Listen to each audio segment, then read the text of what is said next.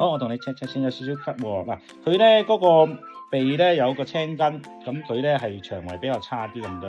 第二咧，佢嗰個頭髮薄啲，佢可能你哋兩個，因為你陀兩個咧，佢營養吸收係辛苦啲㗎，即係佢爭得辛苦㗎，所以咧佢個鈣質唔夠㗎。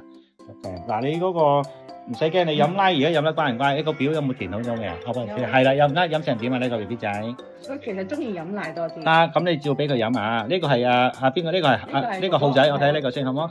佢飲4餐嗱，如果佢4餐唔夠咧，可以加多一餐，5餐都得嘅。OK， 嗱，佢而家個肉地咧都幾好唔錯。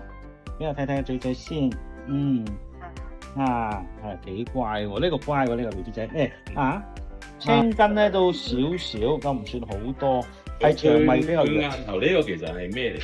佢額頭呢淤咗唔係嗰個鼻梁嗰度。呢個叫做山筋啊，山筋呢個位佢個青筋咧係腸胃差啲，同埋有嚇親嘅情況。你哋買粒肉俾佢哋帶下，一人帶一粒肉，要1蚊銀咁大嘅。嗰啲圈圈嗰啲。係啦，嗰啲肉餅我哋叫做。我睇下佢食完，佢飲奶又冇乜問題啊，我又覺得佢乖啊。冇乜嘢㗎。各方面都好正常。反而就竹仔就唔係好中意食。竹仔唔中意食啊？係啊，中意食大人嗰啲米啊。唔好俾佢食喎，因為難消化啲。係啦，如果要咧，要隔一渣同埋磨溶佢。係啦，佢如果太早食嗰啲咧，會影響個腸胃吸收。